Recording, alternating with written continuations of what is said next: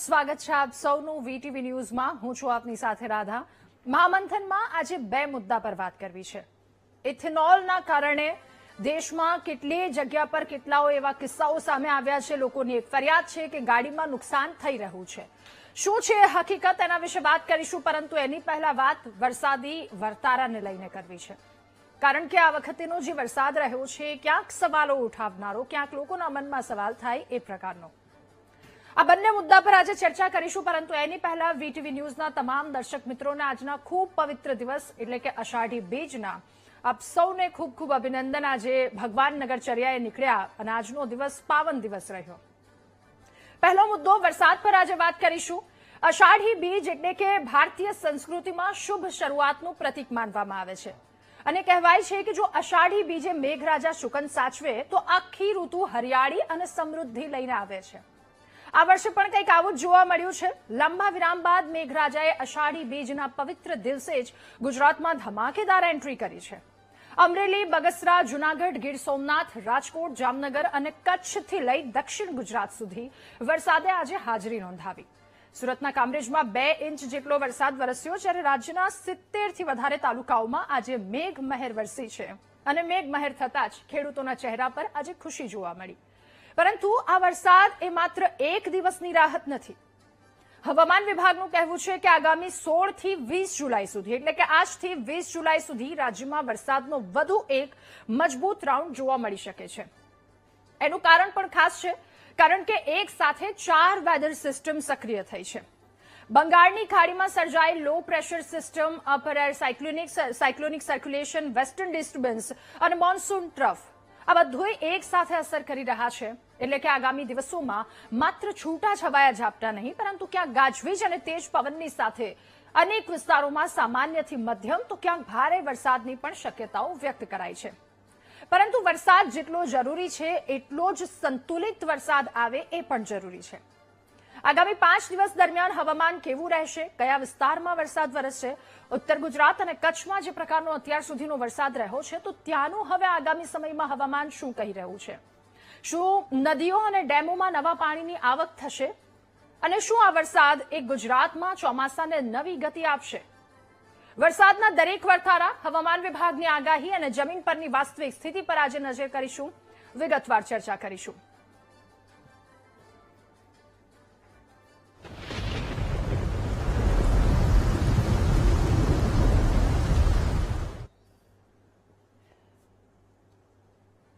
તો અત્યાર સુધીનો સમય કે જ્યાં મેઘરાજાએ એક લાંબો વિરામ લીધો હતો, કેટલાય જળાશયોના આંકડા પણ સામે આવ્યા છે જે થોડા ચિંતાજનક દેખાઈ રહ્યા છે। પરંતુ આ તમામની વચ્ચે રાહતના સમાચાર ગુજરાત માટે ફરી એક વખત એ છે કે 16 થી 20 જુલાઈ સુધી વરસાદ આવવાનો છે। ગુજરાતના કયા વિસ્તારની વરસાદને લઈને શું પરિસ્થિતિ રહેવાની છે એ તમામ સવાલોની સાથે ચર્ચા કરીશું। આપણી સાથે હવામાન નિષ્ણાંત પરેશભાઈ ગોસ્વામી જોડાયા છે। પરેશભાઈ, આપનું ખૂબ સ્વાગત છે મહામંથનમાં। પરેશભાઈ, પહેલો સવાલ અત્યારે સૌ કોઈ ગુજરાતીઓના મનમાં થઈ રહ્યો છે। એક તો મેઘરાજાએ બહુ લાંબો વિરામ લીધો અને જ્યાં વરસ્યો ત્યાં ખૂબ વરસાદ વરસ્યો। આપણને સૌને ખબર છે દક્ષિણ ગુજરાતમાં સુરત, નવસારી, અલગ અલગ જગ્યા પર કેવો વરસાદ વરસ્યો છે। આ તરફ ગીર સોમનાથ અને એ 2 થી 3 જગ્યા પર। તો હવે આગામી દિવસોમાં વરસાદ એ 16 થી 20 જુલાઈ સુધી આવવાનું કહેવામાં આવી રહ્યું છે। સાથે એક સાથે કેટલી સિસ્ટમ સક્રિય થઈ છે એ પણ આપની પાસેથી જાણવું છે। ગુજરાતની સ્થિતિ શું રહેવાની છે? ચોક્કસથી રજાબેન સંપૂર્ણ માહિતી આપું, પણ સૌ પ્રથમ તો આજે દરેક ગુજરાતી મિત્રોને મારા તરફથી અષાઢી બીજના રામ રામ।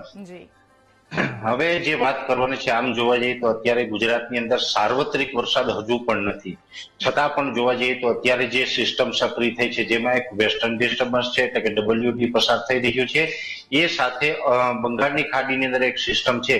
બંગાળની ખાડીની જે સિસ્ટમ છે ડાયરેક્ટ ગુજરાત તરફ આવવાની નથી, એ ઉત્તર ભારત તરફ ખસી રહી છે। પણ ગુજરાત ઉપર એક યુએસી એટલે કે અપર એર સાયક્લોનિક સર્ક્યુલેશન બનેલું છે। જે સાયક્લોનિક સર્ક્યુલેશન છે એ પશ્ચિમ ઉત્તર ગુજરાતના અમુક વિસ્તારો, વાવ, થરાદ હોય કે પાટણના વિસ્તાર છે, એ સાથે કચ્છના વિસ્તાર અને પાકિસ્તાનના વિસ્તાર, આ તમામ વિસ્તાર ઉપર એક સાયક્લોનિક સર્ક્યુલેશન જે છે એ ડેવલપ થયું છે, જેને કારણે આ વરસાદની સ્થિતિનું નિર્માણ થયું છે. અને એ સાથે જે મોન્સૂન ઓફશોર ટ્રફ છે એ પણ પોઝિટિવ ફેઝમાં જોવા મળી રહ્યો છે. અને એવી જ રીતે આપણે ગત વખતે મહામંથનમાં જે ચર્ચા કરી હતી કે ભાઈ 15 થી 20 જુલાઈ દરમિયાન રાજ્યના અનેક વિસ્તારની અંદર વરસાદની સંભાવનાઓ છે. એ જ મુજબ આમ જોવા જઈએ તો ગઈકાલે પણ અમુક જગ્યાએ સામાન્ય છૂટાછવાયા ઝાપટા જોવા મળ્યા અને આજે વરસાદની તીવ્રતા અને વરસાદના વિસ્તારોમાં વધારો થયો છે. એટલે આ વરસાદ છે એમાં જેમ કે જામનગર જિલ્લાના ધ્રોલ, જોડિયા હોય કે પડધરી હોય તમામ વિસ્તારમાં જોવા મળ્યો. દક્ષિણ ગુજરાતમાં છે, અલગ અલગ તમામ વિસ્તારની અંદર જોવા મળ્યો છે. આવતીકાલે હજુ પણ વિસ્તારની અંદર વધારો થશે અને વરસાદની તીવ્રતામાં પણ વધારો થશે. એટલે ખાસ કરીને સૌરાષ્ટ્ર, કચ્છ અને ઉત્તર ગુજરાતના વિસ્તારો છે આ તમામ વિસ્તારોમાં રાધાબેન વરસાદની તીવ્રતા છે આવતીકાલે વધુ જોવા મળશે. અનેક જગ્યાએ લગભગ 1 ઇંચથી લઈને 3 ઇંચ સુધીના વરસાદ છે એ નોંધાઈ શકે છે. અને આ રાઉન્ડ છે 20 જુલાઈ સુધી જોવા મળે, 23 સુધી જોવા મળે, 25 સુધી જોવા મળે, 21 સુધી જોવા મળે. સાથે સવાલ એની એ અસર પણ આપણે થઈ રહ્યો ઘટી છે. જશે. જી 20 તારીખ સુધીની આપે વાત કરી. હવે જો કમ્પેરિઝન કરવા જઈએ અલગ અલગ વિસ્તારોની તો દક્ષિણ ગુજરાતમાં સુરત અને તમામ જગ્યા પર વરસાદ પડ્યો એવો ઉત્તર ગુજરાતના બનાસકાંઠા અને એ વિસ્તારોમાં નથી પડ્યો. તો ત્યાં આગામી મહિનાઓમાં વરસાદની સ્થિતિ શું રહેવાની છે? શું કોઈ ચિંતાજનક પરિસ્થિતિનું નિર્માણ થશે કે કેમ? એટલે ત્યાંના લોકો પણ એક ચિંતાના માહોલમાં આવી ગયા છે.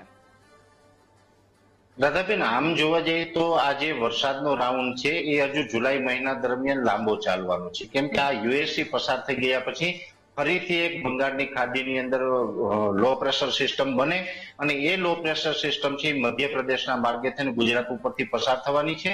અને જેમાં પણ સિસ્ટમ છે ઉત્તર ગુજરાત, મધ્ય ગુજરાત અને કચ્છના ભાગો ઉપર થઈ અને પાકિસ્તાન તરફ આગળ વધવાની છે. એટલે 25 જુલાઈ 2026 થી લઈને 31 જુલાઈ 2026 સુધીનું જે સેશન હશે એ સેશન દરમિયાન ગુજરાતની અંદર સાર્વત્રિક વરસાદ થશે, સાથે અમુક વિસ્તારમાં ભારેથી અતિ ભારે થશે. ખાસ કરીને જોવા જઈએ તો જે જુલાઈના પ્રથમ અઠવાડિયામાં જે વિસ્તારોમાં વરસાદથી વંચિત રહ્યા હતા એમાં પણ વરસાદનો લાભ મળશે. એટલે કે પશ્ચિમ સૌરાષ્ટ્રનું પોરબંદર, દ્વારકા, જામનગર એ સાથે સંપૂર્ણ જે કચ્છ જિલ્લો છે અને ઉત્તર ઉત્તરથી અતિ ભારે વરસાદની શક્યતાઓ છે. એ સેશન દરમિયાન તો પશ્ચિમ સૌરાષ્ટ્ર, કચ્છ અને ઉત્તર ગુજરાતની અંદર 5 થી લઈ અને 8-9 ઇંચ સુધીના પણ વરસાદ જોવા મળશે. અને આઇસોલેટેડ પ્લેસ ઉપર 9 ઇંચ કરતા પણ વધારે વરસાદ જોવા મળે તેવી શક્યતાઓ છે. એટલે ભારેથી અતિ ભારે વરસાદનો રાઉન્ડ હજુ જુલાઈ મહિના દરમિયાન પણ આપણે જોવા મળે એવી પૂરી શક્યતાઓ અત્યારે દેખાઈ રહી છે. ઓકે પરેશભાઈ, આપણે તે એવું કહેવાય છે કે જો અષાઢી બીજનો પાવન દિવસ અને અત્યારે વરસાદ આવે, મેઘરાજા શુકન સાચવી લે તો આખી ઋતુ એ સારી જાય. અત્યાર સુધીના જે એંધાણ હતા અને હવે આગામી દિવસોમાં આપે જણાવ્યું એ પ્રકારની પરિસ્થિતિ રહેશે, પરંતુ ખાસ કરીને ખેડૂતો રાહ જોઈ રહ્યા છે. છેલ્લા ઘણા સમયમાં એવા પણ સમાચારો સામે આવ્યા છે જ્યાં ખેડૂતોએ વાવણી કરી દીધી હોય પછી એક બહુ જ લાંબો બ્રેક રહી ગયો છે અને એના કારણે ખેડૂતોની ચિંતામાં વધારો થયો છે. તો ખેડૂતોને કોઈ ખાસ સૂચના આપના તરફથી? જો રાધાબેન, અત્યારે પહેલી વાત તો એ છે કે જે લાંબો ગેપ છે અને ઘણા બધા ખેડૂત છે અત્યારે પિયત આપવાનો પ્રયત્ન કરતા હશે. હું આપના માધ્યમથી એ જણાવવા માંગુ છું કે હવે આઈઓડી એટલે કે ઇન્ડિયન ઓશન ડિપોલ છે એ પણ પોઝિટિવ ફેઝમાં આવી રહ્યો છે. અલ્નીનોની જે ઇફેક્ટ છે એનાથી આપને મુક્તિ છે આઈઓડી અપાવશે. એટલે અલ્નીનો છે એ હવે ઘટવાનો નથી. અલ્નીનો સંપૂર્ણપણે જે રીતે અપ થઈ રહ્યો છે અપ થવાનું છે.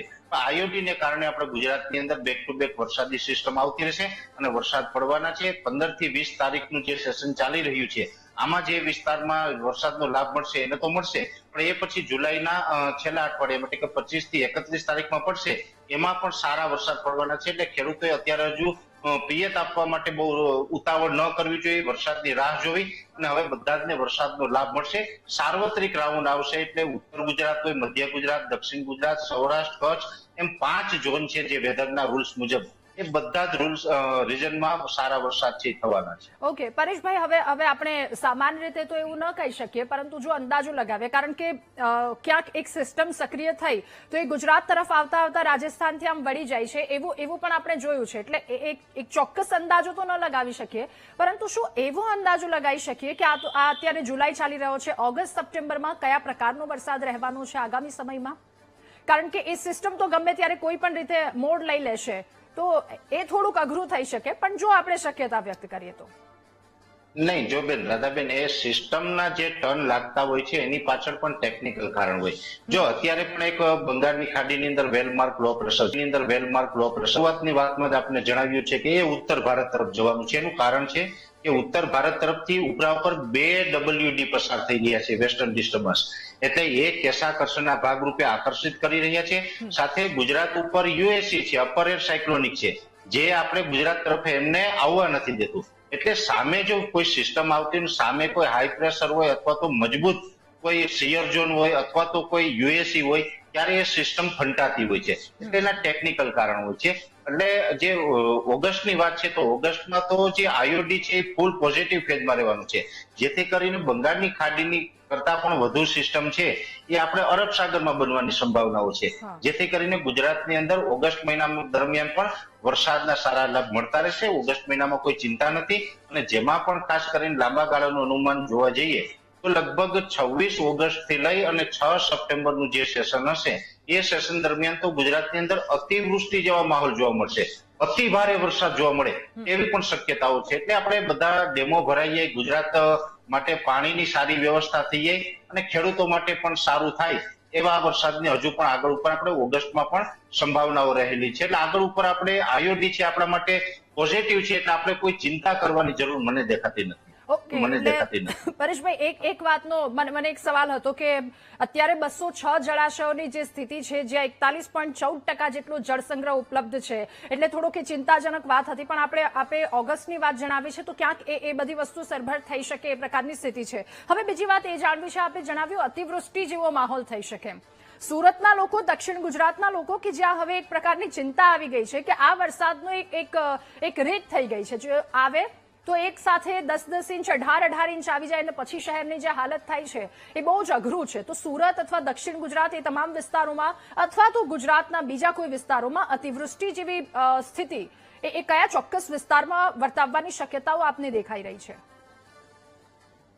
જો રાધાબેન, પહેલી વાત તો એ છે કે અત્યારથી એટલા લાંબા ગાળામાં આપણે સિસ્ટમનો ટ્રેક નહીં કહી શકાય, પણ એટલું ચોક્કસથી છે જો બંગાળની ખાડીની સિસ્ટમ પ્રભાવિત થશે તો ઉત્તર ગુજરાત અને મધ્ય ગુજરાતમાં વધુ વરસાદનું પ્રમાણ રહેશે. અને જો અરબ સાગરની સિસ્ટમ આવશે તો સૌરાષ્ટ્રના દક્ષિણ ભાગો અને દક્ષિણ ગુજરાતના વિસ્તારને વધારે અસર કરશે.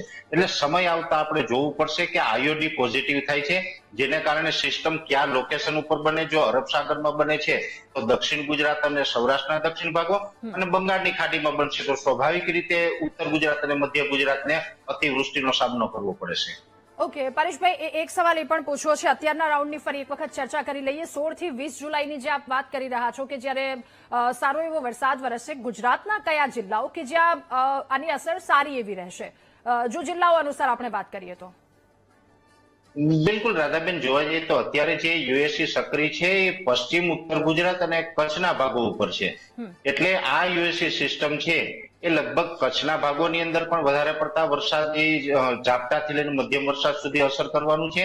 એ સાથે જે ઉત્તર ગુજરાતનું પાટણ વિસ્તાર છે, મહેસાણા વિસ્તાર છે, એમાં પણ સારા વરસાદ પડી શકે છે. અમદાવાદના પશ્ચિમ ભાગો છે, વિરમગામ સહિતના વિસ્તારોની અંદર વરસાદનો લાભ મળશે આવનારા દિવસમાં.